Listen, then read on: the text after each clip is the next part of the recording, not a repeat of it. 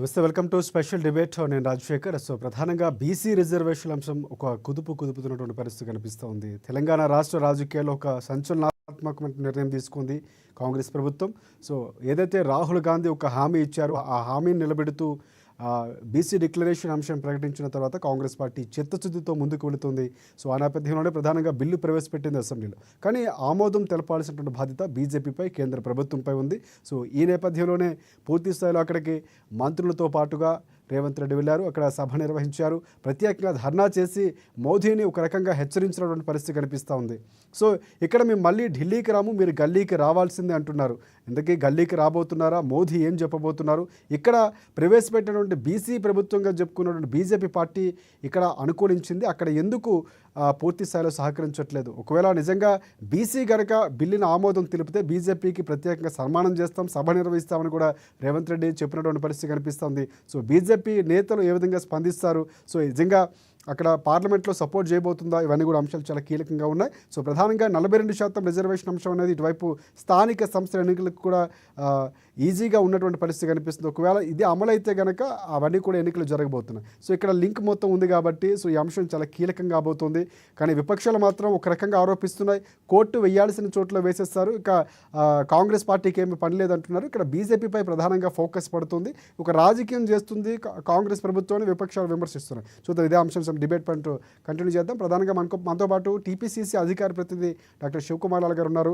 మనకి ప్రత్యేక నమస్కారం. అలాగే బీజేపీ పార్టీకి సంబంధించి నాయకులు శ్రీనివాస్ రెడ్డి గారు మనకు జాయిన్ అయ్యారు, వారికి కూడా ప్రత్యేక నమస్కారం. అలాగే బీఆర్ఎస్ పార్టీకి సంబంధించి రామ్మోహన్ గారు మనకు అందుబాటులో ఉన్నారు, వారికి కూడా ప్రత్యేక నమస్కారం. అలాగే ప్రముఖ రాజకీయ విశ్లేషకులు బండారు రామ్మోహన్ రావు గారు ఉన్నారు, ఆయనకు కూడా ప్రత్యేక నమస్కారం. ముందుగా మనం ఒకసారి కాంగ్రెస్ పార్టీ వెళ్ళేదానికంటే ముందు ప్రధానంగా బీజేపీ పార్టీ దగ్గరికి వెళ్దాం. ఎస్, శ్రీనివాస్ రెడ్డి గారు నమస్తే అండి.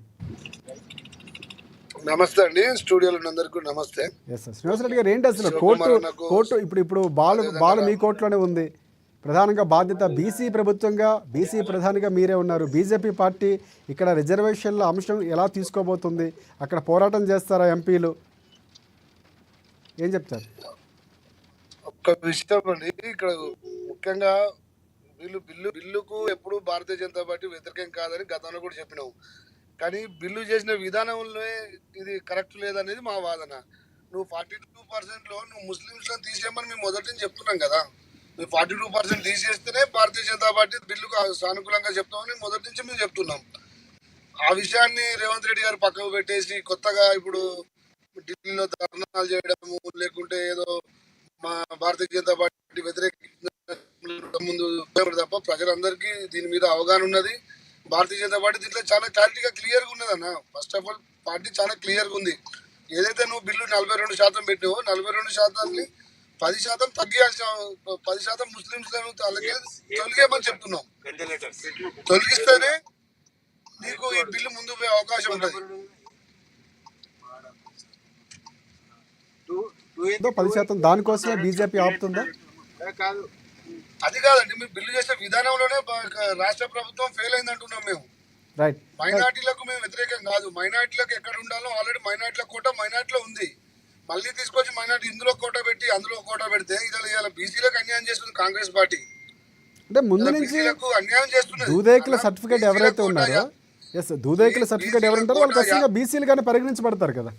కాదండి, బీసీల 52 కోటాను బీసీలకు అన్యాయం చేసింది కాంగ్రెస్ పార్టీ. వాళ్ళ కోటా తగ్గించేసి ఇవాళ ముస్లింలకు కలపడం ఇలా భారతీయ జనతా పార్టీ వ్యతిరేకిస్తుంది. రైట్, ఒకసారి మనం బీఆర్ఎస్ పార్టీకి వెళ్దాం. ఎస్, రామ్మోహన్ గారు నమస్తే అండి.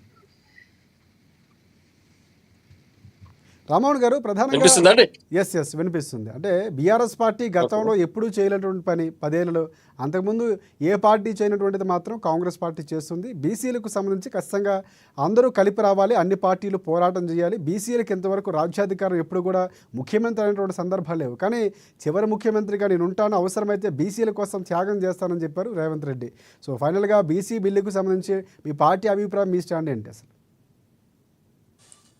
ఖచ్చితంగా బీసీ రిజర్వేషన్లు కావాలని బీఆర్ఎస్ పార్టీ కోరుతా ఉన్నది. కాంగ్రెస్ పార్టీ సంబంధించిన విషయం మనం ఒకసారి తీవ్రంగా ఆలోచన చేసినట్టయితే, రేవంత్ రెడ్డి సర్కారు, కాంగ్రెస్ ప్రభుత్వం ఎప్పటి నుంచో కుట్రలు కుతంత్రాలతోనే వ్యవహారం నడిపిస్తూ ఉంటారు. వీళ్ళు ఒకసారి మనం గమనించాలి, ఇక్కడ బీసీ బిల్లు ముసాయిదా రూపొందించినప్పుడు అఖిలపక్ష సమావేశం ఏర్పాటు చేసి తెలంగాణ రాష్ట్రం అన్ని పార్టీలను పిలిచి బీసీ మేధావులను పిలిచి న్యాయ కోవిదులను పిలిచి బిల్లు ఎట్లా తయారు చేయాలి, మనం ఒకవేళ ఢిల్లీకి దీన్ని పంపాల్సి వస్తే వాళ్ళు మళ్ళీ ఏ ఒక్క వంక పెట్టకుండా దీన్ని ఓకే చేసే విధంగా ఉండాలని చెప్పి మీరు నిబద్ధతతోటి నిజాయితీతోటి పనిచేస్తే బిల్లు సక్సెస్ అవుతుంది.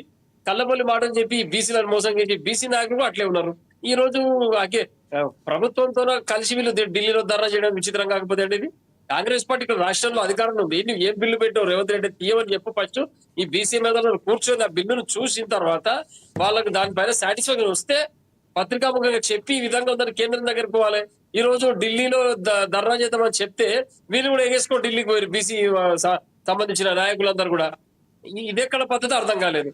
ఎప్పుడైనా ఉద్యమకారులు గాని హక్కులు సాధించుకునే వ్యక్తులు గాని పాలకులకు వ్యతిరేకంగా పనిచేయాల్సిన అవసరం ఉంటుంది. అది వదిలిపెట్టి పాలకులతో పాటు కలిసి నువ్వు ఢిల్లీలో జంతర్ మంతర్ దగ్గర ధర్నా చేస్తే ఎవరు పట్టించుకుంటారు నిన్ను?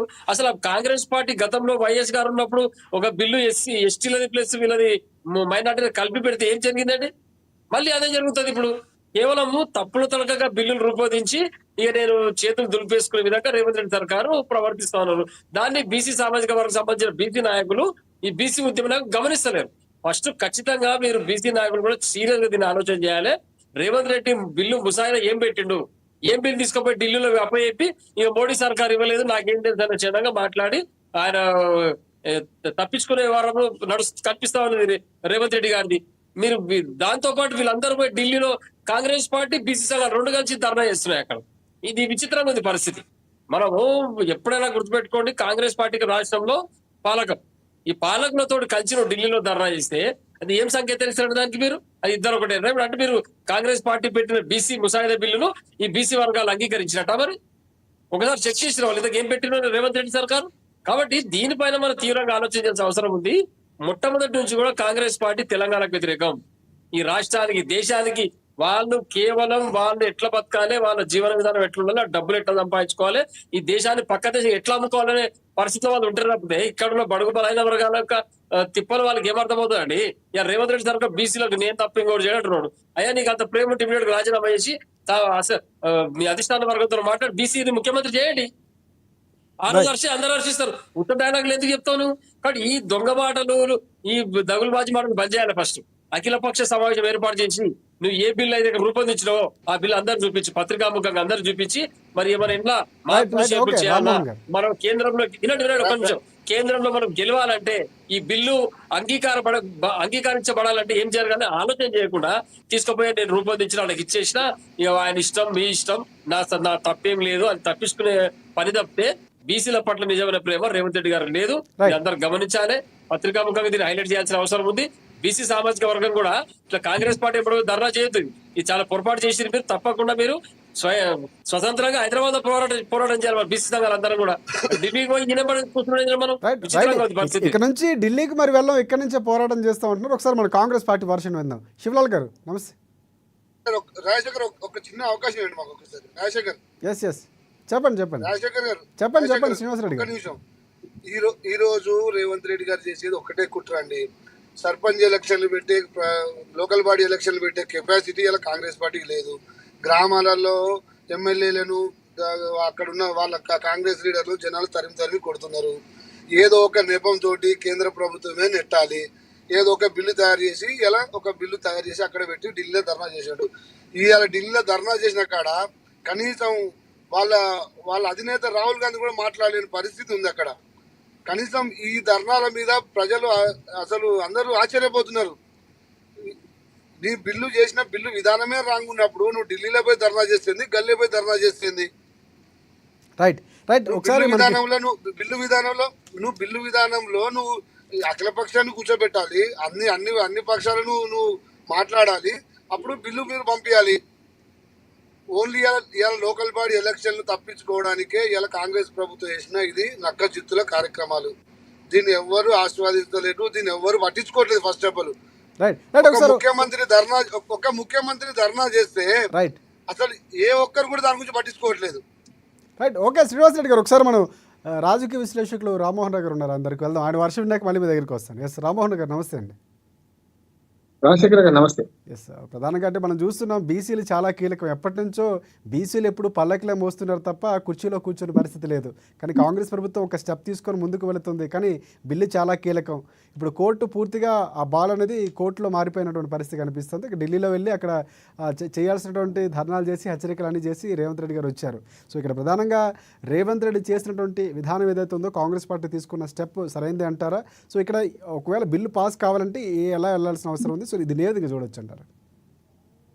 రాజశేఖర్ గారు, మీకు శివకుమార్ యాదవ్ గారు, మన లాల్ గారికి, అట్లాగే శ్రీనివాస్ రెడ్డి గారికి, మిత్రుడు రామ్మోహన్ గారికి, మనకు అమ్మ ప్రేక్షకులు నమస్కారం. నమస్కారం. కొంచెం అకాడమిక్ అవసరం కాంగ్రెస్ ను బీఆర్ఎస్ కాంగ్రెస్ బీజేపీ వీరిద్దరిని తిట్టడం కాకుండా అకాడమిక్ గా ఆలోచన చేస్తాం. ఈ రిజర్వేషన్ అమలు సాధ్యమా అసాధ్యమా? బీసీ రిజర్వేషన్ అందరూ ఆహ్వానిస్తుంది. ఏ పార్టీ కూడా దీన్ని వ్యతిరేకిస్తుంది. తెలంగాణలో సామెత ఉంది, అత్తను కోడలు అడిగిందట, అత్తనే కొడుకును కంట అని అంటారు. కొడుకును వద్దనే ఫస్ట్ అత్త ఎవరైనా అంటారా? ఇది అంతే. బీసీ రిజర్వేషన్ ఎవరు వ్యతిరేకిస్తారు. కానీ అంతా సానుకూలం కావాలంటే చాలా అవరోధాలు ఉన్నాయి అన్నారు. ఎస్సీ రిజర్వేషన్ల వర్గీకరణలో కొన్ని సానుకూల పరిణామాలు ఉన్నాయి. తప్పనిసరి సుప్రీంకోర్టు ఒప్పుకున్నది, కేంద్ర ప్రభుత్వం చట్టం చేసింది. రేపు ఖచ్చితంగా ఎస్సీ రిజర్వేషన్ల అమలు సమస్య లేదు. కాంగ్రెస్ పార్టీని అభినందించాలి. ఎస్సీ మన వర్గీకరణ విషయంలో సమస్య లేదు. దాంట్లో కూడా కొన్ని పొరపాటు జరిగినాయని మనకు మందకృష్ణ మాది గారు పోయారు. ఏబిసిడి చేయమన్నా మేము 1, 2, 3 చేశారు. మాకు 11% మాదిగలకు రావాలి రిజర్వేషన్లు, అది 9 వస్తున్నాయి, 11 పెంచండి అని. కాదు మొన్నటిదాకా మాకు 6 ఉండే మారాలంటున్నారు. 6 ఉండే దాన్ని 5 కుదించారు, మాకు 6 కావాలని ఇది జరుగుతున్నది. 3వ వర్గంగా 4 వర్గాలు చేయాలని చెప్పి ఒక మాట్లాడుతుంది. అయినా సరే ఉన్నంతలో ఎస్సీ రిజర్వేషన్ అమలు సాధ్యమే. నేను న్యాయవాదిగా చెప్తున్నాను, ఇది న్యాయ సమీక్ష నిలబడదు. ఎందుకు నిలబడదు అంటే, మొట్టమొదటిగా బీసీ రిజర్వేషన్ 42% పెంచుతాని కామారెడ్డి డిక్లరేషన్ ద్వారా చెప్పింది. కామారెడ్డి డిక్లరేషన్ నాడే చెప్పిన నేను, ఇది సాధ్యం కాదు. ఎందుకంటే 9వ షెడ్యూల్ చేర్చకుండా చట్టపరంగా అవరోధాలు చాలా ఉన్నాయి. సుప్రీంకోర్టు దేశవ్యాప్తంగా 50% సీలింగ్ పెట్టింది రిజర్వేషన్ దాటకుండా. అది కేసీఆర్ ఉన్న సాధ్యం కాదు, రేవంత్ రెడ్డి ఉన్న సాధ్యం కాదు అన్నారు. 2012లో రాజశేఖర్ గారు అప్పుడు లాస్ట్ హైకోర్టు ఏమన్నదంటే, ఈ ఒక్కసారి ఈ రిజర్వేషన్ ఎక్కువైనా సరే ఆమోదిస్తున్నామన్న. అప్పుడు స్థానిక ప్రభుత్వం రిజర్వేషన్ ఎంత ఉందండి? 60.5%. అంటే ఇంక్లూడింగ్ అన్ని రిజర్వేషన్ కలిసి లేడీస్ అన్నిట్లా తెలుసగా ఉంటది. కానీ ఎస్సీ, ఎస్టీ, బీసీ కలిపి 60.5% రిజర్వేషన్ ఉంటాయి. అది ఆమోదించింది. కనుక ఒకేసారి ఇప్పుడు ఆమోదిస్తున్నాం, వచ్చేసారి చెల్లదని. అందుకనే కేసీఆర్ గారికి కూడా ఈ సమస్య ఎదురయ్యే ఆనాడు 34% ఉన్న బీసీ రిజర్వేషన్ 22, 23% తగ్గించాల్సి వస్తుంది. దాన్ని బదనం చేశారు అందరు కూడా. ఇప్పుడు నేను ఏమంటున్నానంటే, 23% ఇప్పుడు 42% చేయాలంటే ఇంకా 19% పెంచాలి. 19% రిజర్వేషన్ బీసీలకు పెరగాలంటే సుప్రీంకోర్టు 50% మించకుండా అన్ని రిజర్వేషన్లు ఉండాలి అన్నది కనుక ఇది సాధ్యం కాదు అంటున్నారు. ఎట్లా సాధ్యమవుతుంది? కేంద్ర ప్రభుత్వం చట్టం చేసి దాన్ని 9వ షెడ్యూల్లో పెడితే తమిళనాడులో 69% రిజర్వేషన్ ఉన్నాయి, సుమారు 70% నాకు రిజర్వేషన్ ఉన్నాయి. దాని సాధ్యమేమైంది? సుప్రీంకోర్టు కూడా జోక్యం చేసుకోకుండా దానికి అపరిమిత అధికారాలు ఇచ్చి మన షెడ్యూల్ 9లో చేస్తే సాధ్యమైంది. అది చేయాలంటే ఇప్పుడు కేంద్ర ప్రభుత్వం ఏమంటుంది, మీరు బీసీలను ముస్లిం బీసీలు, హిందూ బీసీలు చేశారు కనుక మేము 60% ఆమోదించేది చేసుకోమని బీజేపీ ఇప్పటికే కాలం పెట్టింది. కనుక బీజేపీ గవర్నమెంట్ పార్లమెంట్ లో చట్టం చేసి దాన్ని 9వ షెడ్యూల్లో పెడతారంటే నమ్మకం లేదు. ఎందుకంటే బీజేపీ వ్యతిరేకిస్తున్న పాయింట్ ఏదైతుందో వ్యాలిడ్ పాయింట్ అంటారా, లేకపోతే రాజకీయ కోణంలోనే వ్యతిరేకిస్తుందా? ఏ విధంగా చూడొచ్చు అంటారు బీజేపీ ముస్లిం అనే పాయింట్? ఎందుకు వ్యాలిడ్ నేను చెప్తాను. ముస్లింలకు వ్యతిరేకంగా సమస్య ఏంటంటే, వీళ్ళు రెండాబేర్లని కలిపి, అంటే రెండు ఏమైందంటే, ఈ మాట ఎందుకు అంటున్నానంటే, గతంలో ఇదే కాంగ్రెస్ పార్టీ 2012లో మనకు బీసీ మొత్తం జనగణన మొత్తం 2011లో దేశవ్యాప్తంగా చేసింది. కానీ అక్కడ 1.5% తప్పులు ఉన్నాయని దాన్ని వెల్లడించారు. నిజంగా చెప్పండి, జనాభా లెక్కల్లో వాటికి మంచి విప్లవాత్మకమైన చర్య కాంగ్రెస్ పార్టీ 2011కి. కానీ 1.5% తప్పులు ఉన్నాయని చెప్పి దేశవ్యాప్తంగా కులగణన ఆపేది. ఇప్పుడు కులగణన జరుగుతలేదా అంటే, ఎస్సీ ఎస్టీ జనాభా లెక్క జరుగుతున్నాయి. 1931 తర్వాత 31కి ముందే అప్పుడే బీసీ మిగతా అన్ని లెక్కలు అంటే ఓసీతో సహా ఏ కులాలని జనాభా లెక్కలు జరిగినాయి. 31 తర్వాత జరగలేదు. జరగకపోతే తర్వాత జరగలేదు అంటే మనకు ప్రతిసారి కూడా ఎస్సీ ఎస్టీ జనాభా లెక్కలు తీస్తున్నాం. తీసే లెక్క ప్రకారం మీకు రిజర్వేషన్లు, రాజకీయ రిజర్వేషన్లు ఏమో 22% దాటలేవు, 50% లెక్క ఉంది కనుక మనకు ఉద్యోగ రిజర్వేషన్ ఇప్పటికీ 15%. ఎస్టీలకు 15%, 6% ఎస్టీలకు ఉంది. కనుక ఉద్యోగ విద్యలో రిజర్వేషన్ ఏ రకంగా ఉంటాయి, రాజకీయంలో ఒక రిజర్వేషన్ వేరే రకంగా ఉంటాయి. ఇప్పుడు రాజకీయ రిజర్వేషన్కి వస్తే ఏముంటుంది అంటే ఆనాడు ఏదైతే 2023లో 18లో ఎందుకు తగ్గించాల్సి వచ్చింది, 19లో జరిగిన ఎన్నికల్లో ఎందుకు తగ్గించాల్సి వచ్చింది అంటే 50% దాటకుండా వాళ్ళు కొన్ని హామీ ఇచ్చినప్పుడే తప్పు చేసిన అంటున్నారు. 42% ఇస్తామనేది హామీ, తప్పుడు హామీ, సాధ్యం కాదు. ఎప్పుడు సాధ్యం అవుతుంది? ఇప్పుడు మీరు అసెంబ్లీలో పాస్ చేశారు కదా, పైకి వెళ్ళినప్పుడు అక్కడ సుప్రీంకోర్టు తీర్పును కాలరాయాలంటే దాన్ని అధిగమించాలంటే పార్లమెంట్ చట్టం చేయాలి, దాని ప్రకారం 9వ షెడ్యూల్ చేర్చాలి. అది సాధ్యం కాదు. ఇక్కడ ఏమైంది, గతంలో 2014లో సకల మన జనులు సర్వే చేశారు. ఆ సర్వేలో అప్పుడు ఏం చేశారంటే 46% ముస్లిం మన బీసీలు ఉన్నారని చేశారు. అక్కడ తర్వాత 51% అని మళ్ళీ లెక్కలు వచ్చాయి. ఏది 2014లో 51% ముస్లిం మన రిజర్వేషన్లు ఇంక్లూడింగ్ బీసీ దూదేకుల ఇవన్నీ కలుపుకొని వచ్చినాయి. కానీ ఇప్పుడు ఏమైంది, వీళ్ళు పాపం అనవసరంగా ఓ డ్రాప్ వాడారు కాంగ్రెస్ వాళ్ళు. ఏంటంటే ఇప్పుడు 56% అయింది. ఈ 10 ముస్లింల పేరు మీద 10, 46% బీసీ రిజర్వేషన్ హిందూ బీసీలు అంటున్నారు. హిందూ బీసీలు ముస్లిం బీసీలని ఏరు చేయడం వల్ల వచ్చిన సమస్య. నిజంగా బీసీ జనాభా పెరిగింది, దాని ప్రకారం వాళ్ళు సమర్థించుకుంటారు. కానీ కాంగ్రెస్ పార్టీ 46% హిందూ బీసీలు అంటున్నారు, 10% ముస్లిం బీసీలు అంటున్నారు. కలిపేంటే 56 అయింది కదా. గతంలో 51 ఉంటే ఇప్పుడు 56 అయింది. కానీ మిగతా వాళ్ళు ఏమంటున్నారంటే కాదు 56+5 కావాలి, మొత్తం 51 కావాలని అంటున్నారు, 61 కావాలని వీళ్ళు అంటున్నారు. ఇందులో వేరు చేయడం వల్ల వచ్చింది కదా. ఇంకోటి ముస్లింలు ఇంతమంది బీసీలు ఉన్నారనే ప్రశ్న కూడా నేను వేస్తున్నా మొదటి నుంచి కూడా. అంటే ఓవైసీ లాంటి వాడు కూడా బీసీలు చేరినట్టు లెక్క. ఉన్న మొత్తం ముస్లింల జనాభానే 13%. ఇది తెలంగాణలో 13లో 10.5% బీసీలు ముస్లింలలో ఉన్నారంటే ఎవరు నమ్ముతారు, ఎట్లా నమ్ముతారు? అంటే చాలా మంది మేము అందరూ ఈ బీసీలను రాయించుకున్నాం, వాళ్ళ సర్టిఫికెట్ ఏం లేదు, దూదేకుల వాళ్ళకు ఉంటుంది. ముస్లింలలో మంగళి పని చేసే వాళ్ళు ఉంటారు, సాగరి పని చేసే వాళ్ళు ఉంటారు, వాళ్లకు బీసీ సర్టిఫికేట్ ఉంటుంది. వాళ్ళకు కూడా బీసీ సర్టిఫికేట్ చూసి లెక్కలు చేస్తేనేమో ఈ లెక్క తప్పు లెక్క రాకపోతుంది. బీసీ సర్టిఫికేట్ లేకుండా ముస్లింలు మీరు ఎవరా నేను బీసీని అంటే రాస్తున్నారు. దానివల్ల వచ్చిన సమస్య. కనుక ఇప్పుడు రెండు కలిపితే ఏమైంది, పెండా బెల్లం రెండు కలిపితే ఏమైందంటే ఇప్పుడు రెండు ఎటు కాకుండా పాచిపోయింది అంటున్నాను. మొత్తం బీసీ మళ్ళీ ముస్లింల కలపకుండా చూపించారు. ఒక మాట సార్, అదే ముస్లింలను వేరు చేసుకుంటూ బీసీ లెక్కలు చేయడం వల్ల వచ్చిన సమస్య ఇది. ఇది ఇప్పటికి పరిష్కారం కాదు. 42% అనేది పార్టీ పరంగా ఇవ్వడం కూడా సాధ్యం కాదు. ఒకవేళ పార్టీ పరంగా ఇస్తే రేవంత్ రెడ్డి గారు చాలా స్వాగతించారు. కానీ మిగతా పార్టీలు ఒక రేటుకి ఇచ్చింది అనుకోండి, ఇప్పుడు బీసీ రిజర్వేషన్ సీటుకు ఉంటేనే అందరు బీసీలనే పెడతాను.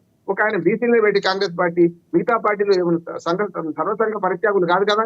బీజేపీ కానీ మన బీఆర్ఎస్ కానీ అక్కడ రెడ్డి నిలబెట్టారు అనుకోండి, ఆర్థికంగా ఉన్నవాడు గెలుస్తాడు, సామాజికంగా పైకి ఉన్నవాడు గెలుస్తాడు. అందుకనే ఇది కేవలం ఆట ఆడుతున్నారు తప్ప బీసీ రిజర్వేషన్లు ఇప్పుడు అమలు సాధ్యం కాదు ఈ ఎన్నికల్లో అంటున్నారు.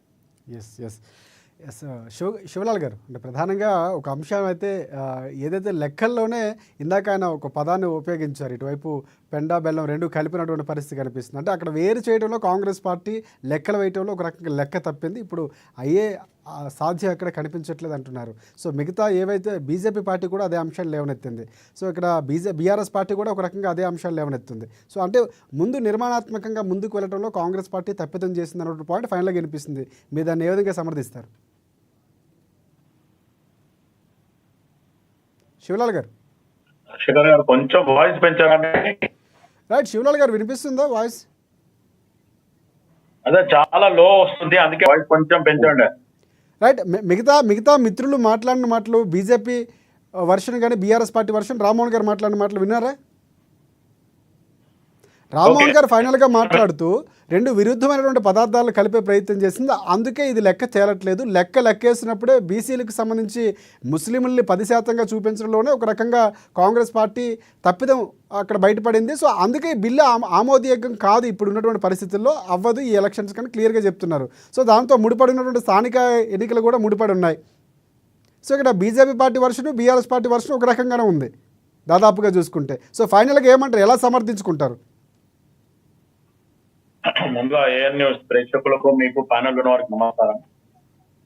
కాంగ్రెస్ పార్టీ ఆల్రెడీ ఒక డిసిషన్ తీసుకుంది, ఎలక్షన్ మేనిఫెస్టోలో పెట్టడం జరిగింది.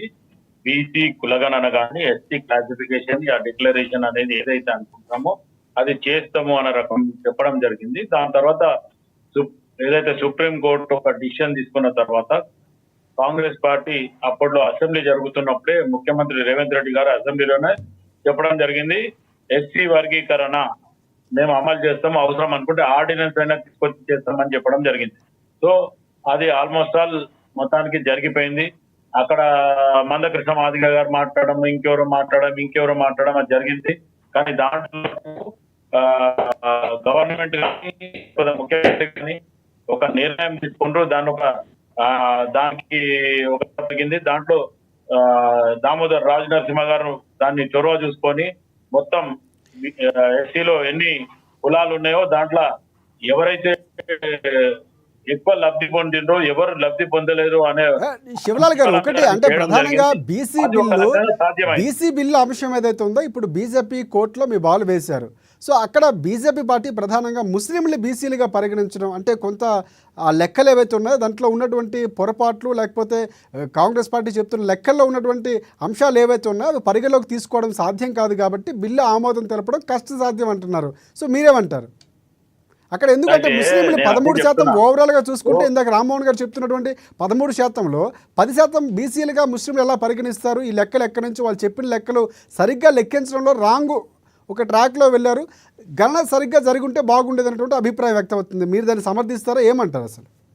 అదే నేను అదే చెప్తున్నా, కంటిన్యూషన్ చేస్తున్నా. ఆల్రెడీ ఎస్సీ క్లాసిఫికేషన్ ఎట్లా జరిగింది, ఏమైంది, తర్వాత బీసీ కులగణన ఏం జరిగింది అనేది నేను చెప్పడానికే పోతున్నా. మళ్ళీ మీరు మాట్లాడు. ఎందుకంటే బీసీ కులగణన ఆల్రెడీ అవకాశం ఇవ్వడం జరిగింది, చేయడం జరిగింది. అక్కడ కూడా దాంట్లో కూడా కొంతమంది అపోహలు పెట్టడం జరిగింది. కానీ మా ఇంటికి వచ్చి ఆ మామూలుగా వాళ్ళు మేము వచ్చినాము అని జిహెచ్ఎంసీ ఆ పేస్ట్ చేసి వెళ్ళడం జరిగింది. మమ్మల్ని అసలు అడగలేదు అని కొంతమంది చెప్పడం జరిగింది. స్వయాన Congress party MLC Teenmar Mallanna alias Chintapandu Naveen ఆయన 22 ఎక్కడ పోయినరు ఏంది అనేది కూడా ఆయన కూడా దాన్ని మాట్లాడడం జరిగింది. దాని మీద అసెంబ్లీలో కూడా మాట్లాడడం జరిగింది, మండలిలో కూడా దాంట్లో చర్చలు జరిగినాయి. ఆ లాస్ట్ కు వస్తే ఆయన కూడా మళ్ళీ తర్వాత సెకండ్ హాఫ్ ఇంకొక 10 రోజులు అది కూడా రిజర్వేషన్ అయితేదాకా చెప్పురే. మీకు చేసే పని తీసుకోమని ఢిల్లీలో పెట్టి వాళ్ళ మీద దొబ్బితే ఎట్లనా శివనా? మీరందరూ బీసీ నాయకులు రేవంత్ రెడ్డి గారికి చెప్పాలి, ముసాయిదా బిల్లు కరెక్ట్ తయారు చేయమని చెప్పాలి, బీసీ మేధావుల మీటింగ్ పెట్టాలి, అఖిలపక్షం పిలవాలి, నాయకుల మీద సలహా తీసుకోవాలి, బిల్లు మళ్ళీ తిరిగి వాపస్ రాకుండా తయారు చేసి పంపాలి. మనం అది వదిలిపెట్టి మేము ఢిల్లీలో ధర్నా చేస్తాం, ధర్నా చేస్తే ఎవరు అడుగుతారు మిమ్మల్ని? ఒక ముఖ్యమంత్రి గారు డెలిగేషన్ తీసుకొని పోయి ప్రధానమంత్రి గారు పర్సనల్ గా కలిసి ఆ బిల్లు చూపించేది ఉండే, వారికి ప్రధానమంత్రి గారికి అప్పీల్ చేసేది ఉండే. అది వదిలిపెట్టి ధర్నా చేసి రాహుల్ గాంధీ వచ్చి కాంగ్రెస్ పార్టీ సంబంధించిన వచ్చి రాజకీయ డైలాగులు కొట్టిపోతే బీసీలకు ఏం న్యాయం జరుగుతుంది? కాబట్టి మీకు చిత్తశుద్ధి లేదు. బీసీలకు న్యాయం చేయాలని చిత్తశుద్ధి ఉంటే ఈ విధంగా మీరు చేయరు పని. కరెక్ట్ సరైన పని చేశారు. కులగణన తప్పుల తడక, బీసీ జనాభా గణన తప్పుల తడక, బీసీ బిల్లు యొక్క రిజర్వేషన్ బిల్లు తప్పుల తడక, అన్ని తప్పులు చేసి కేంద్రం మీద దొబ్బి మీరు హైదరాబాద్ ఎంజాయ్ చేద్దామని చూస్తున్నారు. ఇది చాలా పొరపాటు. మీకు కూడా నష్టమవుతారు శివన. ఒక బీసీ నాయకులుగా మీరు చాలా రోజులుగా నష్టపోతున్నారు. మళ్ళీ మీ వారసులకు మీ యొక్క నెక్స్ట్ జనరేషన్ ఏం అందిస్తారు మీరు సమాజానికి? అది ఆలోచన చేయండి. అధిష్టానంతో కొట్లాడాలి మనం ఖచ్చితంగా. రామోహన్ భాయ్, ఇప్పుడు బీసీ నాయకులు అందరు కూడా పోయినరు. అక్కడ ఢిల్లీలో మిగతా పక్షాలు అన్ని కూడా వచ్చి ఆ ధర్నాలో పాల్గొన్నాయి. ఈ రోజు ముసాయిదా బిల్లు చేసి గవర్నర్ కి పంపించడం జరిగింది. ఏదైతే ఉందో అవన్నీ ఆలోచిస్తే శ్రీనివాసరెడ్డి కొద్దిగా ఒక్క నిమిషం ఆగు. శ్రీనివాసరెడ్డి మీరు మాట్లాడేటప్పుడు నేను మాట్లాడే ఒక్క నిమిషం ఆగు. నేను మాట్లాడుతున్నా, రామోహన్ భాయ్ మధ్యాహ్నం వచ్చిండు, ఇప్పుడు మీరు వస్తుండ్రు. నేను చెప్పేదాకా ఓపిక పట్టండి. ఇప్పుడు మీ వర్షన్ వచ్చినప్పుడు మీరు చెప్పిండ్రు అన్న. మీ దగ్గర వర్షన్ చెప్పడానికి ఏం లేదన్నా. మీరు చేసిన కులకరణే తప్పు. మీతో బాధలు మీ ఇద్దరు మంత్రులు ఏం బీక్తుండ్రు ఢిల్లీలో చెప్పండి. ఒక్క నిమిషం ఇద్దరు కూడా ఒక రెడ్డి ఒక బీసీ ఏం చెప్తారు చెప్పండి ఒకసారి. ఢిల్లీలో ఒక మాట మాట్లాడతారు, ఢిల్లీలో ఒక మాట మాట్లాడతారు. అది రాక రాక 8 మంది వస్తే మీరు ఇన్ని మాట్లాడితే ఎట్లా అన్న? మీకు రాక రాక ఒక్క సీటు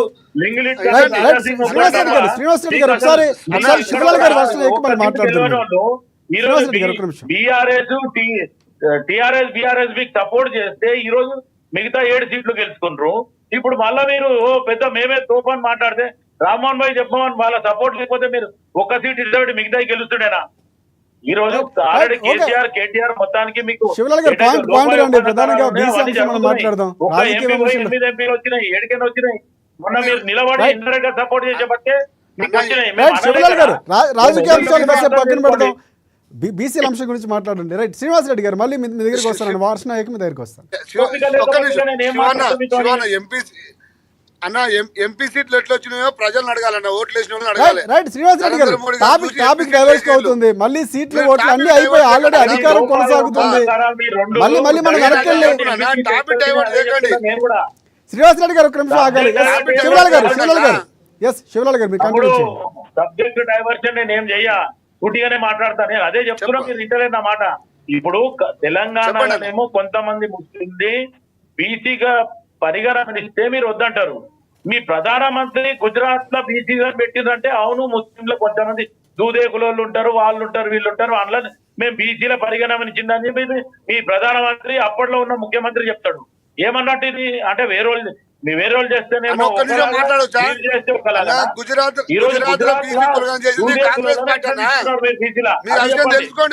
ఆల్రెడీ రామ్మోహన్ గారు ఓపెన్ గా విశ్లేషణ చెప్పిండు.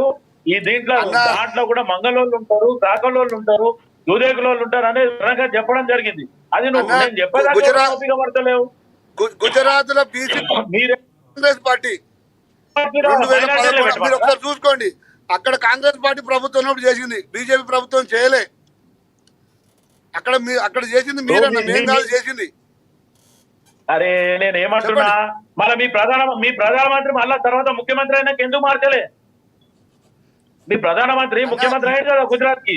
కాంగ్రెస్ పార్టీ తప్పు చేసినా మరి ఎందుకు మార్చలే? వీళ్ళని బీసీలో పరిగణించారు, వద్దు వీళ్ళని మైనార్టీలను పంపిస్తాను ఎందుకు పంపించలే? అరే అర్థం చేసుకోవాలి. 11 సంవత్సరాల నుంచి ఈ రోజు మీరు దేశంలో రాజ్యం వెళ్తున్నారు. మీరు మాట్లాడిన మాటలు అందరికీ తెలుసు. ఈ రోజు వరకు కూడా విభజన హామీ చట్టం కింద కూడా మాట్లాడలే, కాలాదం తేలే, రకరకాలుగా మాట్లాడుతారు. ఏమన్నా అంటే రోడ్లు వేసినాం, రోడ్లు ఇప్పుడు నీకు ఆ నార్త్ లో వేసిన రోడ్లకు మాకేం సంబంధము? ఈ రోజు ఒకసారి ఒక నిర్ణయం తీసుకొని పార్టీ ముందు పోయింది, దాంట్లో ఏమన్నా తప్పుల తడక ఉంది, మీకు నచ్చలేదు, దాని మీద డిస్కస్ చేయండి, వద్దంటలేదు కదా. ఆల్రెడీ మీ ఎమ్మెల్యే అప్పుడు మాట్లాడి ఈరోజు టీఆర్ఎస్ వేసింది కదా, ఢిల్లీలో పోయి ప్రధానమంత్రి నిలదీస్తాము, మేము ధర్నాకు వస్తామని చెప్పి చెప్పుకున్న వాళ్ళు ఈ రోజు బీఆర్ఎస్ కూడా తప్పించుకున్నారు. దానికి మా తప్ప? ఈ రోజు బీసీ నాయకులు ముంగట నిలబడి ఈ రోజు చందర్ మంతర్ దగ్గర ఒక ధర్నా చేస్తా అని చెప్పి నిర్ణయం తీసుకుంది. దానికి ముఖ్యమంత్రి మంత్రులు అందరూ పోయి వాళ్ళ సహాయ సహకారాలు అందించారు, వాళ్ళ మద్దతు అందించారు తప్ప అంటే ముఖ్యమంత్రిగా ఈడ తెలంగాణ రాష్ట్రంలో అధికారంలో ఉంటే పోవద్దా? ఇది తెలంగాణ అంశం కాదా? ఈ రోజు కాంగ్రెస్ పార్టీ ఒక నిర్ణయంకి వచ్చింది, రేపు ఇది పాస్ అయినా పాస్ కాకపోయినా 42% మేము మా పార్టీకి ఇస్తాం. మీ బీజేపీ కానీ బీఆర్ఎస్ కానీ ఇస్తుందా? ఒకసారి చెప్పండి. మీరు అది చెప్పకుండా అది తప్పుల తడక, ఇది తప్పుల తడక అనుకుంటా పోతే అందరూ చెప్తారు.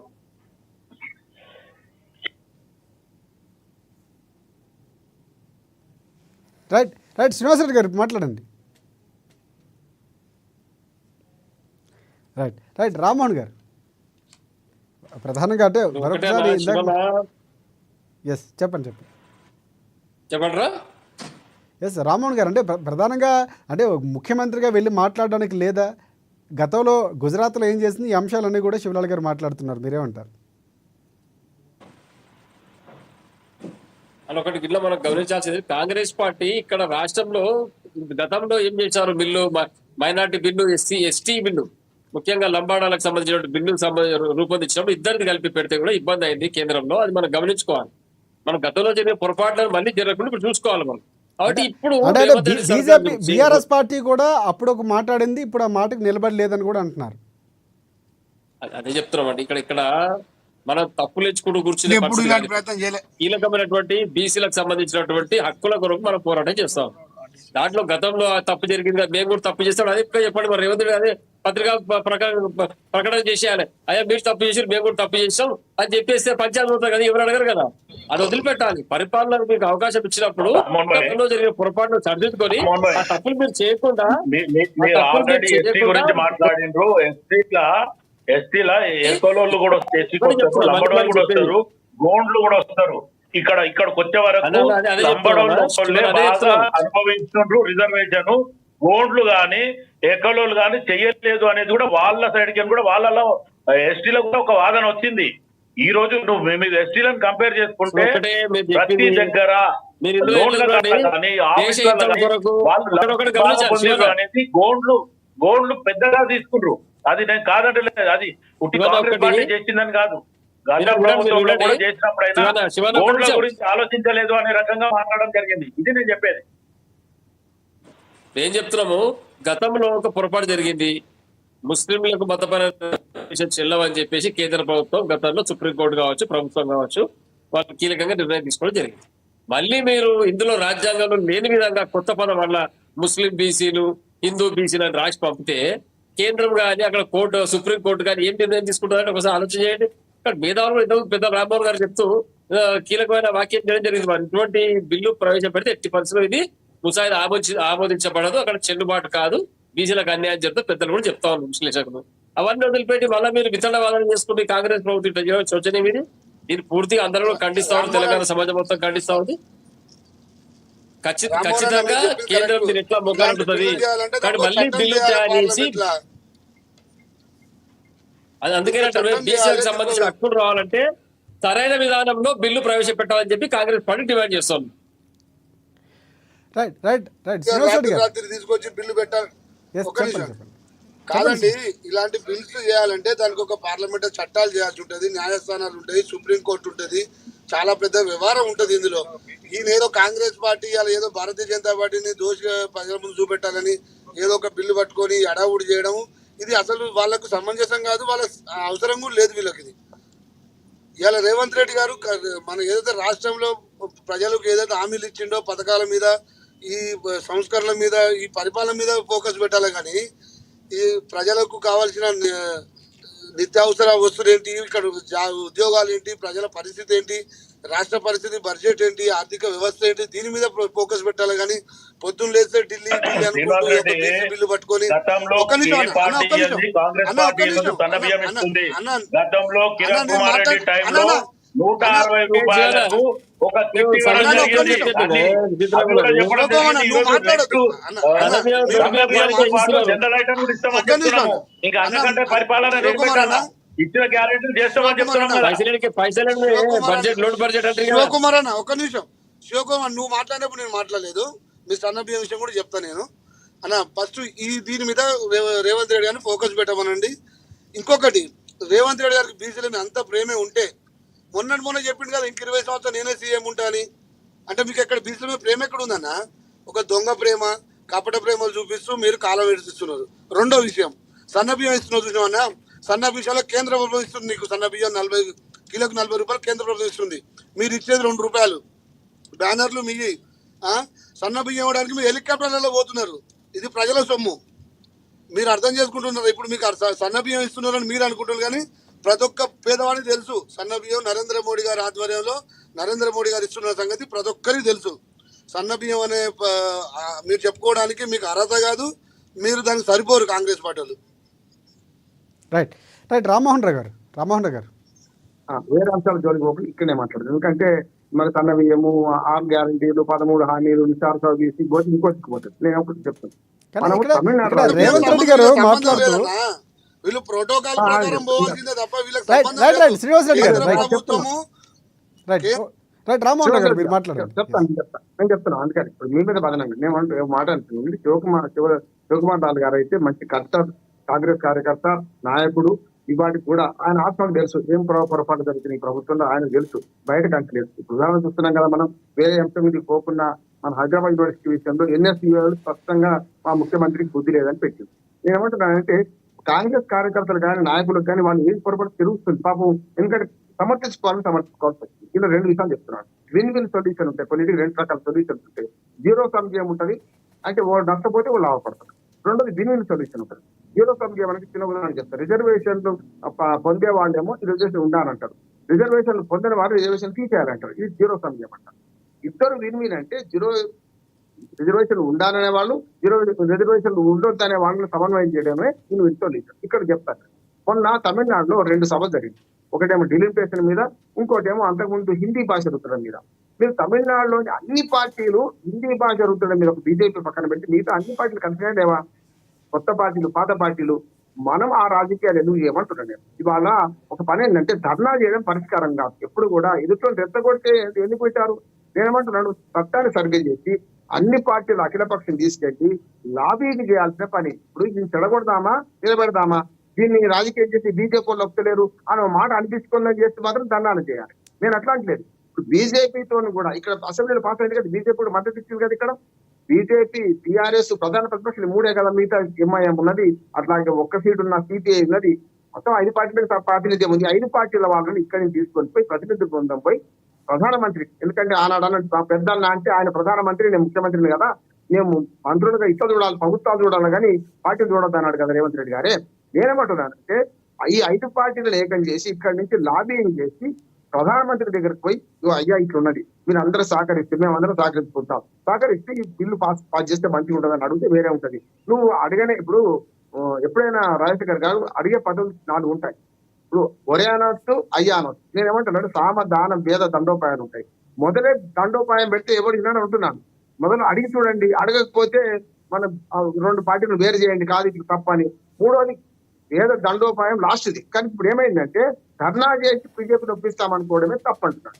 కానీ అంటే దానికంటే ముందు ఇక్కడ ప్రధానంగా ఇందాక మిత్రులు మాట్లాడుతూ బీఆర్ఎస్ కానీ లేకపోతే బీజేపీ మాట్లాడుతూ కానీ అసలు ముషాదా బిల్లును రూపొందించడంలోనే సరైనటువంటి రీతిలో వెళ్ళలేదు. ఇక్కడ సరిగ్గా బిల్లును ప్రవేశపెడితే వెనక్కి తిరిగి రాదుకోదనేటువంటి పాయింట్ రేజ్ చేస్తున్నారు. కరెక్ట్, నేను అదే చెప్పాను కదా. బిల్లులో ఎస్సీ రిజర్వేషన్లలో మాత్రం మంచి పని చేశాను. ఎందుకంటే ఓన్లీ ఎస్సీ బిల్లే వర్గీకరణ చేసిన, ఎస్సీ జైలు అది మంచి పని వేరు చేశారు. ఇక్కడ బీసీలో కూడా మనకు కవిత అనుకుంటా ఒక మాట అన్నది, ఏమనంటే మన కల్వకుంట్ల కవిత గారు ఒక మాట అన్నారు, ఏమనంటే దీన్ని 2 చేయాలి బీసీల బిల్లులు, ఉద్యోగాలకు విద్యకు ఒక వేరే బిల్లు ప్రవేశపెట్టాలి, రాజకీయ రిజర్వేషన్ వేరే బిల్లు ప్రవేశపెట్టాలి అన్నారు. ఆ 2 చేయాల్సి ఉంది. ఇంకా రాజకీయాలు వేరు, విద్యా ఉద్యోగాలు వేరు, ఈ 2 వేరు బిల్లులు ప్రవేశపెట్టాలి. మండల కమిషన్ అప్పుడే మండల దగ్గర దేశం చూపిస్తాం కదా. మండల కమిషన్ ప్రకారం ఇప్పుడు విద్యా వీటల్లో బీసీలకు 27% రిజర్వేషన్ అమల్లో ఉంది. వాళ్ళు విద్యలో, ఉద్యోగాల్లో ఎక్కడ లేదు, చట్టసభలో లేదు, అట్లాగే మనకు స్థానిక ప్రభుత్వాలు లేదు, వర్తిస్తుంది. కనుక దీన్ని ఏం చేయాల్సిందంటే ఇక్కడ బిల్లు ప్రవేశపెట్టడంలో తప్పు చేసిండ్రు. చేసిందైనా సరే మంచి చెడ్డో, నేను అయ్యా తప్పు ఒప్పు చేసినాం, ముస్లిం బీసీలు వేరే, హిందూ బీసీలు వేరే చేసినాం, మొత్తం కలిసి 56% ఉన్నారు, ఈ 56% కనీస న్యాయం చేయాలని 42% ఇవ్వాలి అని అఖిల పక్షాలు తీసుకెళ్లి ప్రధానమంత్రితో మాట్లాడితే వైద్యమైన అంటారు. అందుకని తమిళనాడు రాజకీయాలు పాటిస్తాం. లేకపోతే ఇట్లా కట్టల ధోరణి పెట్టి ఢిల్లీ పోయి చంద్రమంత్ర కన్నా ధర్నా చేస్తే మోడీ ఎందుకు ఇచ్చాడు? అవసరం ఏముంది ఆయనకు? వాళ్ళు మొదటి నుంచి అంటున్నారు, మీరు బీసీ ముస్లిం బీసీలు హిందూ బీసీలను వేరు చేసేదంటే మేము ఒప్పం అంటున్నారు.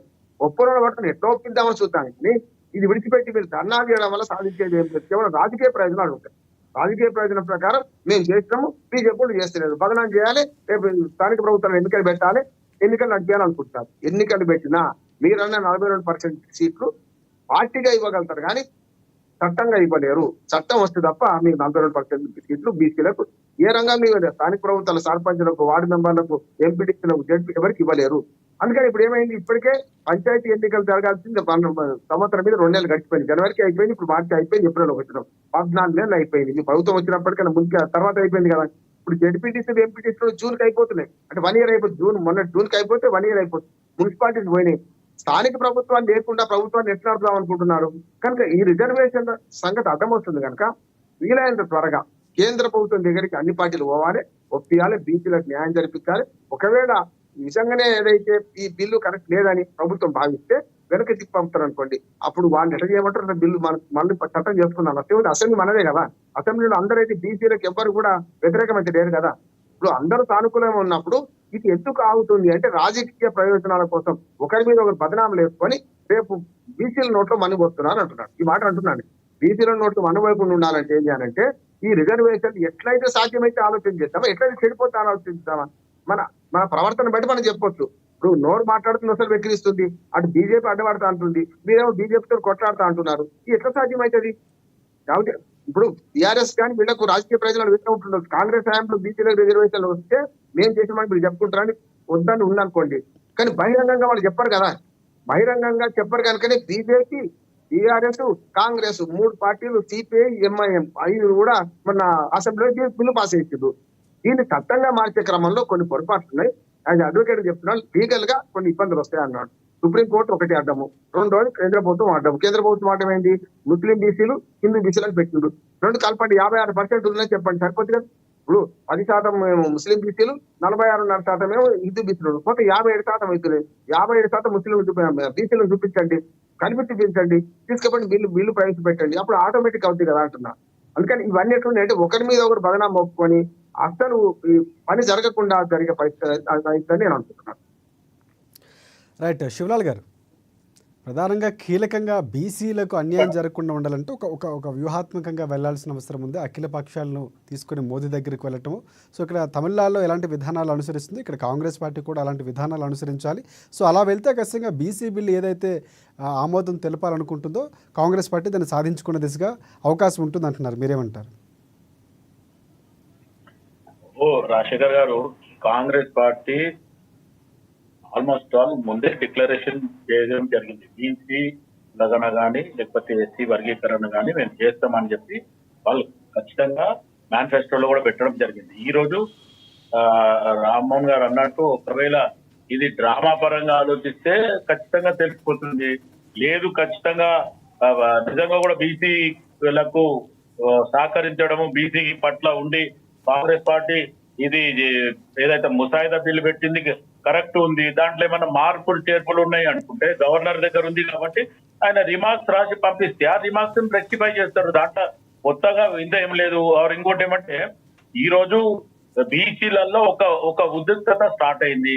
మనం వద్దనుకున్నా ఆల్రెడీ తీర్మానాలన్న అండర్లు కూడా గతంలో బీసీ ఏదైతే మీటింగ్లు జరిగినాయి, ఇప్పుడు వాళ్ళు అదే జోష్లా ఆల్రెడీ ఇప్పుడు ఎవరైతే బీసీ నాయకులు అంతా కూడి జంతర్ మంతర్ దగ్గర కూడా మనం ధర్నా చేస్తామని చెప్పిండ్రు. ఆ ధర్నాకి ఈ రోజు కాంగ్రెస్ పార్టీ ముఖ్యమంత్రి కానీ ఉప ముఖ్యమంత్రి కానీ లేకపోతే మంత్రులు కానీ లేకపోతే బీసీ మంత్రులు కానీ లేకపోతే కొంతమంది నాయకులు కానీ వాళ్ళందరూ కూడా సపోర్ట్ చేయడం జరిగింది. తప్పేం లేదు. ఇప్పుడు ఈ రోజు అయితే శివలాల్ గారు ఒకటి అంటే బీసీ సంక్షేమ సంఘం జాతీయ అధ్యక్షులు ఎవరైతే ఉన్నారో, బీసీ సంక్షేమ సంఘం జాతీయ ఉపాధ్యక్షుడు గుజ్జ సత్యం ఒక అంశం, బీసీ సంఘాలతో ముఖ్యమంత్రి మీటింగ్ నిర్వహించాలి, ఒక సమావేశం నిర్వహించాల్సిన అవసరం ఉంది. సో ఇప్పుడు బీజేపీ పార్టీపై నెపం నెప్పేసే ప్రయత్నం చేస్తున్నారంటూ కొన్ని విమర్శలు కూడా చేశారు, వినే ఉంటారు మీరు. సో ఆ విమర్శలు అంటే అన్ని బీసీ సంఘాలు కాంగ్రెస్ పార్టీ బిల్లుకు ఆమోదం తెలిపాయా అంటే అక్కడ ధర్నాలో కీలకంగా కొన్ని ఉన్నాయి, కానీ కొన్ని ఇలాంటి విమర్శలు చేస్తున్నాయి కొన్ని సంఘాలు. సో ఈ అంశాన్ని ఏ విధంగా చూస్తారు?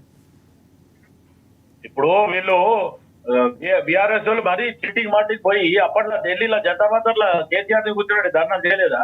అంటే అప్పుడే ముందే మన వ్యతిరేకం చెప్పిండ్రా? చెప్పక ముందు చేయలేదా? అంటే ఒత్తిడి అనేది ఒక రకంగా ఇటు రాజకీయ పరంగా ఇట్లా ఒత్తిడి కూడా ఉంటుంది, ప్లస్ ఇక్కడ ఏదైతే బిల్ పరంగా ఏమి చేయాలో అది చేస్తున్నారు. రెండు అంటే బీసీ సంఘాల నుంచే కొంతమంది వ్యతిరేకత మాట్లాడడం, అంటే బీసీ సంఘాల నుంచే ఇప్పుడు గుజ్జ సత్యం లాంటి వారు మాట్లాడడం అనే అంశాలు కొంచెం కీలకంగా ఉంటాయి కాంగ్రెస్ పార్టీకి. అంటే అందరినీ కలుపుకొని వెళ్తున్నాం, అందరూ మా వైపు మద్దతు తెలిపారు, అసెంబ్లీలో కూడా ఆమోదం తెలిపిందని మాట్లాడుతున్న కాంగ్రెస్ పార్టీకి ఒక రకమైనటువంటి విమర్శలు వినిపిస్తున్నాయి. అంటే ఇలాంటి దానికి సంబంధించి అంటే భవిష్యత్తులో కాంగ్రెస్ పార్టీ అన్ని బీసీ సంఘాలతో ఒక మీట్ నిర్వహించే అవకాశం ఉందంటారు. వీళ్ళు వ్యతిరేకం ఎందుకు చేయలేదు? అప్పుడు మద్దతు ఎందుకు ఇచ్చిండు టీఆర్ఎస్ బీఆర్ఎస్? బీజేపీ అంటే రాలేదు. ఎందుకంటారు శివలాల్ గారు?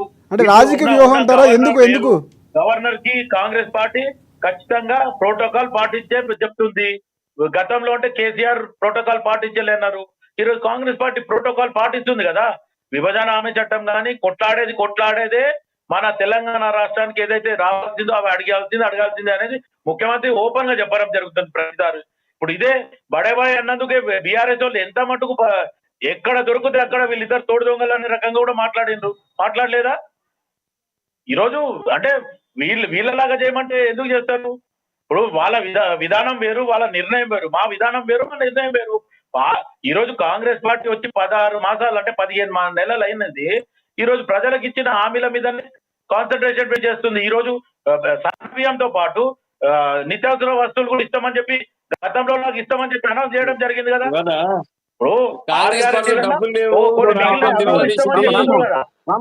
దానిలో పోవద్దు. ఒక మాట రామ్మోహన్ చెప్తాను, ఎందుకంటే దానిలోకి పోవద్దు. అది పోతే ఇప్పుడు మళ్ళీ మీ మీదే వస్తుంది. ఇప్పుడు మీరు గెలిగించుకొని మీరు తిట్టించుకున్నట్టు అవుతుంది. శివలాల్ గారు, నేను ఏమంటున్నానంటే ఒక మాట చెప్తున్నాను.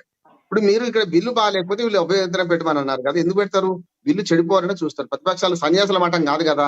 కనుక నేనేమంటున్నాను, మీరు ఏదైతే మునుము తప్పుతున్నారు అంటున్నాడు. ఇప్పుడు నేను చెప్పేది ఆఖరి చేయాల్సిన పని మొదలు చేస్తున్నారు. ఇప్పుడు హైడ్రా, మూసి, లగిచెర్ల, నిన్నగాక హైదరాబాద్ యూనివర్సిటీ, ఇవాళనే మన ఫార్మా సిటీ, మళ్ళీ బుల్డోజర్లు పోతున్నాయి అక్కడికి. ఇప్పుడు బుల్డోజర్ల ప్రభుత్వాన్ని నిన్నటి దాకా బీజేపీ నాన్న నేను కూడా అన్నా బుల్డోజర్ ప్రభుత్వం అని. మీరు అదే పని చేస్తే ఏమైతే అంటే ఎప్పుడు మునుము తప్పిపోకండి అంటున్నాడు సార్. నేను ఏమంటున్నాను శివలాల్ గారు, మునుము తప్పకండి. మొదలు ఏం చేద్దాం, నిజంగా బడే బాయ్ చోటే బాయ్ అంటే నేను చాలా అప్రిషియేట్ చేసిన ఇది రేవంత్ రెడ్డి గారిని, కేసీఆర్ ని కలుస్తా అన్నాడు. ఏది రిజల్ట్స్ వస్తున్నాగానే అసదుద్దీన్ ఓవైసీని కలుస్తా అన్నారు, కిషన్ రెడ్డి గారిని కలుస్తా అన్నారు, అటు ప్రధానమంత్రిని కలుస్తా అన్నారు, మంచిదే. అటు ఏమో బడే బాయ్ అనేది యువతలకు వచ్చి దొంగ అని ఈ లాభేంది, మళ్ళీ ఇప్పుడు తిట్టని పోరా ముండా కొడుక అన్నట్టు అయిపోయింది. అందుకని ఇక్కడ ఏమైతుందంటే మీరు రెండు పనులు చేయండి, లాస్ట్ పని మొదలు చేస్తున్నారు అంటున్నాను. ఇప్పుడు తినేటప్పుడు ఎప్పుడు భోజనం చేస్తే పచ్చడి, నేను సాంప్రదాయంగా చెప్తున్నా, అందరూ అట్లా తింటారని కాదు, కానీ పచ్చడి, తర్వాత కూర, తర్వాత చారు, తర్వాత చల్లతో తింటాం సార్. 4 చెప్తున్నా, 12 పదార్థాలు అవసరం లేదు. మీరు మొదలే చల్లడం తిన్నాక మొదలు పచ్చడి ఎక్కడ తింటారు అంటున్నాడు. ఇప్పుడు తరువు మునుము తప్పుతున్నారు. నేను 4 సామదాన భేద దండం పోయాలంటున్నాడు. సామదానం మొదటి పద్ధతి ఉపయోగించండి, బీజేపీ బదనం చేస్తే మనం అందరం మీ ఏమడి ఉంటాం. మొదలే మీరు దండోపాయం పోయి జంటర్ మార్గ దండా చేస్తే తూకిత్తా అంటే తూకిత్తా అవుతుంది. ఇప్పుడు 2 చేతులు కలిపి చప్పట్లు అవుతుంది, మీరు 2 చేతులు కలిసి చప్పట్లు అయి నచ్చేనా బీసీలు అడిగిపోతున్నారు. శివలాల్ గారు, మీకు చాలా సీనియర్ నాయకులు, మీకు చాలా పరిజ్ఞానం ఉంది, నేను స్పష్టంగా చెప్తున్నా. కానీ ఈ మీ ఇద్దరి మధ్యన బీసీలు అలిగిపోతుండ్రు కదా. నా ఆవేదన ఏంటంటే బీసీలకు న్యాయం చేయాలని అందరికి ఉన్నా సార్, కానీ అందరికి ఉన్న కొందరికి పోవాలనే ఉంటది. ప్రతిపక్షాల గ్యారెంటీ కాంగ్రెస్ పార్టీ నెగ్గొద్దు, కాంగ్రెస్ పార్టీ బిల్లు పాస్ కావద్దు, ఎలక్షన్లను రేపు ఫెయిల్ కావాలని ఉంటది. కానీ తెలంగాణ చూడండి, తెలంగాణలో కాంగ్రెస్ బిల్లు పెట్టింది, బీజేపీ ఆమోదించింది, కొట్లాడిది బీఆర్ అన్న టీఆర్ఎస్, అన్ని పార్టీలు కలిసి ఇవాళ 36 పార్టీలు నొప్పించి తెలంగాణ తెచ్చుకున్నాం కదా ఆనాడు. ఇది కూడా అటువంటి సమస్య అంటున్నాను నేను. తెలంగాణ రావడం ఎంత చారిత్రకమో బీసీ బిల్లు పాస్ కావడం నాకు చారిత్రకము. కనుక మీరు ఏం చేయాలి, గతంలో కేసీఆర్ గారు 36 పార్టీలు నొప్పించి 2 సీట్లు ఉన్నా సరే అందరిని ఏకతాటి పోయి తప్పనిసరి అనివార్యమై మీరు తెలంగాణ బిల్లు ఎట్లయితే తెలంగాణ అక్కడ పార్లమెంట్ లో ప్రవేశపెట్టినో, పెప్పర్ స్పైర్లు కొట్టిన, కాంగ్రెస్ లో 2 వర్గాలు ఉన్నా, జగడ పార్టీ పెట్టినా బిల్లు పాస్ అయింది కదా. ఇంకా కూడా ఏమంటారంటే ఇలా కాలడ్డం పెట్టుకుని ఉంటారు, ఉండడానికి కాకండి. కానీ కాలడ్డం పెట్టినా పని కావాలనుకున్నప్పుడు ఏం చేయాలి, వసుదేవుడు అటువంటి గాడిద కాలు పట్టుకున్నాడు. నేను కూడా ఏమంటున్నానంటే అయినోడిని కానోని అందరూ కలుపుకోండి, మీరే పెద్దన పాత్ర తీసుకోండి, బ్రహ్మాండంగా బీసీలకు న్యాయం చేయండి. కానీ ఈ కొట్లాడుకోవడం వల్ల వచ్చేది ఏం లేదు సార్, ఈ ఉన్నది పోతుంది. ఇప్పుడు మనకు పాలు పటవ 2 కాపాడుకోవాలి, కానీ పటవ ఎత్తేస్తే పాలు కూడా పోతాయి. ఇప్పుడు జరుగుతుంది, పటవ ఎత్తేస్తున్నారు మీరు, పాలు పోతున్నాయి అంటున్నాను. ఇప్పుడు రామన్ గారు, మీరు ఆలోచించేది ఏంటంటే ఒక విశ్లేషకులుగా ఇటు ఇబ్బంది జరుగుతుంది, మీరు ముందుకే పోరాటానికి పోకండి, ఉన్నారు కాబట్టి సామరస్యంగానే పోకండి అని చెప్పి మీరు సలహా ఇస్తున్నారు. నేను కాదనలేను, మీరు ఇచ్చేది నేను 100% బీసీలకు మంచి జరగాలనే ఒక ఆలోచనతో, మంచి ఉద్దేశంతో మీరు చెప్తున్నారు, దాన్ని నేను కూడా ఏకీభవిస్తాను. కానీ బీసీ సంఘాలే కొంతమంది వచ్చి ముఖ్యమంత్రికి నివేదిక ఇచ్చి, ఉప ముఖ్యమంత్రికి ఇచ్చి, మంత్రులకు ఇచ్చి, వాళ్ళ సారథ్యంలో మేము చేస్తున్నాము, మీరు మాకు సపోర్ట్ చేయండి అని అడిగినప్పుడు ముఖ్యమంత్రి గారు రాకపోతే బీసీలు రేపు ఏమంటారంటే, ముఖ్యమంత్రిని పోయి మేము విన్నతి పత్రం ఇచ్చి పిలిస్తే కూడా గతంలో కేసీఆర్ చేసినట్టే తిరస్కరించింది, ఈ ముఖ్యమంత్రి కూడా అట్లనే ఉంది. ఇప్పుడు చాలా జాగాలల్లో ఇప్పుడు మీరు అన్నట్టు హైడ్రా చేయడంతో మళ్ళీ తర్వాత చాలా మట్టుకు వ్యతిరేకించారు. ఇప్పుడు వ్యతిరేకించిన వాళ్ళే మళ్ళీ ఏమంటుండ్రు, ఇట్లా చేసేది లేకుంటే అట్లా చేసేది లేకుండా అని ఇప్పుడు మళ్ళీ సూచన సలహాలు ఇస్తుండ్రు ఈ వ్యతిరేకించిన వాళ్ళే. కానీ అదే గతంలో కూడా కేసీఆర్ కూడా చెప్పడం జరిగింది, చాలా మంది చెరువులు కుంటలల్లా కట్టిండ్రు, దీనివల్ల రేపు రాబోయే తరాలకు నష్టం జరుగుతుందని కేసీఆర్ ఎన్నో వీడియోలు మనం తర్వాత చూడడం జరిగింది. అవన్నీ వైరల్ ఎందుకు చేసిండ్రు, రేవంత్ రెడ్డి ఒక్కడే చేస్తలేడు, గతంలో కేసీఆర్ కూడా ఈ మాట చెప్పిండు, ఏదైతే చెరువులని కుంటలని కబ్జా చేసిరు, నాలాలను కబ్జా చేసిరు అని చెప్పిండ్రు. కానీ అవి తీయాలనుకుంటే దాంట్లో నివసించే వాళ్ళు బడాబాబులు అయితే పక్కన జరిపోతుంది, కానీ ఎవరైతే నిరుపేదలు ఉన్నారో వాళ్ళు అధికంగా కూల కొట్టేస్తే, ఇప్పుడు నాకు తెలిసినంత మటుకు పద్మశాలి కాలనీ ఈ అశోక్ నగర్ దగ్గర క్లినిక్, ఆ పక్కన మొత్తం నాలా చుట్టుముట్ట అన్ని కట్టుకున్నోళ్ళు, అవి మళ్ళీ గుడిసెల్లాగా ఏం లేవు, 3 స్టోరీ బిల్డింగ్లు ఉంటున్నాయి, అవసరం అనుకుంటే కూల కొడితే వాళ్ళకి నెక్స్ట్ ఉండడానికి అవకాశం లేదు. అటువంటివి కూడా ఆలోచించి బ్రేక్ చేసి మళ్ళీ చూడడం జరుగుతుంది. కానీ దానికి ఆగితే కూడా దానికి ఇంకొక దానికి లింక్ పెట్టి బద్నాం చేయడమే ఆలోచిస్తున్నారు. కానీ మంచి చేయడానికి పోతుండు, సహకరిద్దాం అనేటోళ్ళు అయితే అపోజిషన్ వాళ్ళు మీరు అన్నట్టు చెయ్యరు. ఎట్టి పరిస్థితుల్లో కాంగ్రెస్ పార్టీకి చెడు పేరే రావాలనేది ఆలోచించేది అపోజిషన్ పార్టీలు అనేది, అది జగమెరిగిన సత్యం, నేను కాదంటలేదు. 101% మీరు చెప్పిన మాటలో వాస్తవం ఉంది, నిజం ఉంది. కానీ ఇక్కడ గవర్నమెంట్ కూడా ఒక ఒక నిర్ణయం తీసుకోవాలా, ఒక ఆలోచన ఉంది, ఒక మంచి చేయాలని ఉంది. గతంలో కూడా రేవంత్ రెడ్డి కూడా చాలా సార్లు అనడం జరిగింది, ఈ పిల్లగాడు ముఖ్యమంత్రి ఉన్నప్పుడు మంచి జరిగింది అనుకుంటే నా జీవితంలో చాలు అనేది రకంగా మాట్లాడుతుండు. కొన్ని జాగాలలో మీరు అన్నట్టు ఆయనకు అడ్వైజ్ చేసే వాళ్ళు బహుశా చివరిగా కంక్లూడ్ చేయండి సరిగ్గా జరుగుతుంది. చివరిగా మీ పార్టీ వర్షన్ మీ కంక్లూడ్ చేయండి సార్. అయితే ఇప్పుడు నేను ఏమంటున్నా రాజశేఖర్ గారు, మొత్తానికి ఇప్పుడు ఈ ధర్నాలో తప్పు పట్టడం లేదు, పట్టాల్సింది లేదనేదే నేను రామ్మోహన్ గారికి కానీ లేకపోతే చెప్పడం. నేను ఎందుకు చెప్తున్నా అంటే ఈ రోజు బీసీ ఏదైతే నాయకులే ఆ ప్రోగ్రాం పెట్టడం జరిగింది జంతర్ మంతర్ దగ్గర. ఈ రోజు కాంగ్రెస్ పార్టీ ఆర్గనైజ్ చేసిన ప్రోగ్రాం కాదు.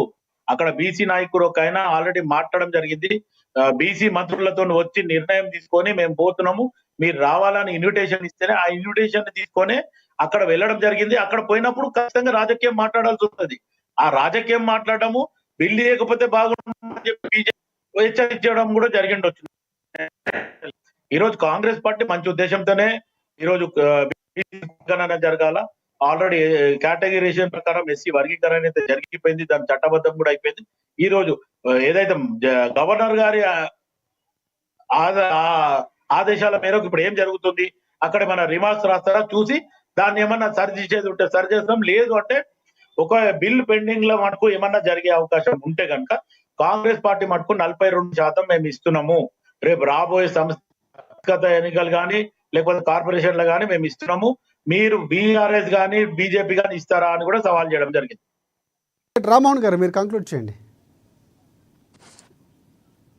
కాంగ్రెస్ శివనయ్య చెప్తున్నాడు బీసీ సంఘాలు వచ్చి పిలిచినాయి, మేము పోయినా మాది ఎందుకు బయట ఉన్నారు. బీసీ సంఘాలలో ఒక క్లారిటీ తీసుకోవాల్సిన అవసరం. ఫస్టే చెప్పినాను, బీసీ సంఘాలు కూడా పాలక పక్షంతో కలిసి ధర్నా చేయడం అనేది ఇది కొంచెం ఆలోచించాల్సిన విషయమే వాళ్ళు కూడా. ఎందుకంటే రాష్ట్ర ప్రభుత్వం సరైన బిల్లు రూపొందించకుండా కేంద్ర ప్రభుత్వం నెపం నెట్టితే రేపు ఎవరు అడగాలి? మీరు మళ్ళీ ఢిల్లీకి ఏమన్నాయిగా వాళ్ళు ఏం చెప్తారు? ఢిల్లీ పెద్దలు రాష్ట్రం నుంచి బిల్లు రావాలంటే రాష్ట్రానికి ఓటు అంటారు. బీసీ సంఘం తప్పుగా పట్టిస్తున్నారు. మీరు ముసాయిదా బిల్లు కరెక్ట్ పెట్టి అఖిలపక్ష మీటింగ్ పెట్టండి. ఫస్ట్ శివన వినండి, అఖిలపక్ష మీటింగ్ పెట్టి మన బిల్లు అక్కడ పంపితే మళ్ళీ తిరిగి రావద్దు, ఆ విధంగా తయారు చేసి పంపండి. అడుగులు పెట్టి ధర్నా చేసే పోదంపాని ముఖ్యమంత్రి ఎప్పుడైంది అన్న, మీ అందరు కట్టకట్టుకుని అందరూ నాయకులంతా, ఇది కాదు పద్ధతి.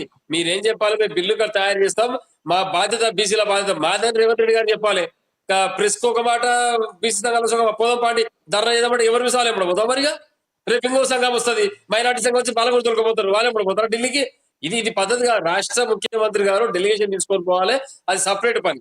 వీరు ఇక్కడ సపరేట్ బిల్లు ప్రత్యేకంగా అందరితో చర్చించి న్యాయ కోవిద సలహా తీసుకోవాలి. గతంలో రూపొందించినటువంటి బిల్లులు ఏమైనా ఉంటే ఏమైనా తిప్పి పంపిరా, వాళ్ళు ఏమైనా కొర్రీస్ రాసిరా, దీన్ని ఎట్లా సక్సెస్ఫుల్ గా 100% బిల్లు తిరిగి రాకుండా ఆర్డినెన్స్ ద్వారా మళ్ళీ వాపస్ రావాలి, ఇది ఆలోచన చేయాలి. అదొదులు పెట్టి నేను ధర్నా చేస్తా, ప్రధానమంత్రిని తిడతా, పక్క పార్టీని తిడతా, దాని నుంచి వచ్చేది లేదు పోయేది లేదు. బీసీలను డార్క్ లో పెట్టడానికి ప్రయత్నం చేస్తున్నారు రేవంత్ రెడ్డి గారు. స్థానిక సంస్థల ఎన్నికలు జరుపుతలేరు, ఇదంతా కుట్రలో భాగం, ఇదంతా డైవర్షన్ పాలిటిక్స్.